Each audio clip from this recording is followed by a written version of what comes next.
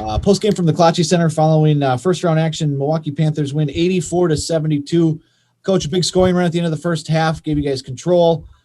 Jaguars pushed back, but you guys made all the shots you needed to, and then had a real good night at the line to secure the win. Open with the statement, and we take questions from there. Yeah, great win to start off a conference tournament, and we had a number of guys contribute, which was great. And as you said, it was great to close out the game with I think we went 12 for 14 from the line down the stretch. So that was really huge for us to close out the win. So proud of our guys for their effort and the energy that they put forth. And now we're advancing to the next round. So getting ready for that. Pat, I had you guys holding them to one field goal in the final 8:06 of the first half and none in the final 6:14. And you couple that with some pretty good offense. To me, it seemed like that was the best all-around stretch you guys have played in a while. Would you agree with that on both ends of the court?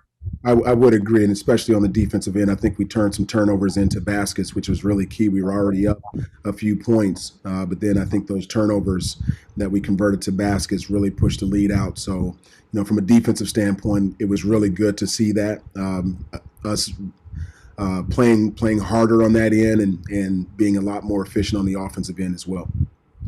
And then in the second half, they made that run, but you guys were able to keep your composure, and it was really big to get into the bonus there. You guys definitely took advantage.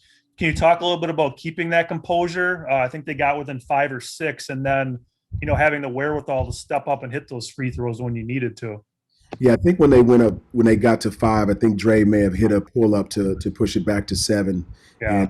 But then we have older guys, Tijon running the point, and older guys on the wing, and Ja. I think Melo was on the floor with Courtney and with Dre. So they did a great job of maintaining their composure, not panicking and anything like that. And then what we talked about the entire game and leading up to this game was trying to put pressure on the paint and try to get to the free throw line. That was a theme of our practice throughout the week.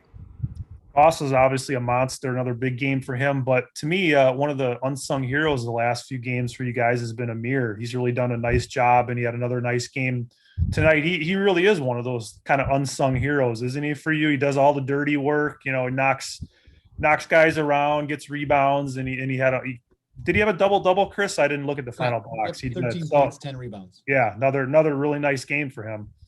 Yeah, they call him Rampage for a reason, because he just throws himself in there and really gets after it. And we wouldn't be where we are right now without him. He had 7 offensive rebounds, did a great job, gave us, put us out to a great start because of his offensive rebounding, and whether he was scoring it or on putbacks or kicking it out, that was huge for us for him to play like that. But he's been great. Another double-double for him, and just can't ask or can't say too much about what he's been doing lately. It's been Chris and I were just talking, almost 3 calendar years since the last Horizon League tournament victory for you guys. So great stepping stone, a great point to move forward here. And can you just talk about that a little bit, how much that means to you guys in the program?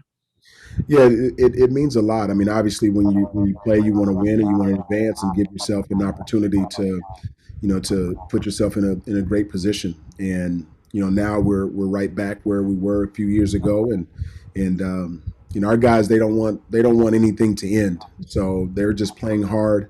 And whomever we're playing next, we're just going to give our greatest effort and see what happens once we're there. But this is a fun time of the year. Our guys know it. I think they're playing very loose, and I'm probably the one that's so high strung, but they're just having fun and playing as hard as they can and playing together. Chris, is that other game over now? Do we know who you guys are going to play? I can check real quick. I think Fort Wayne ended up winning. Yep, 89-84 Mastodons. So does that mean Wright State then? Does that sound right for you guys?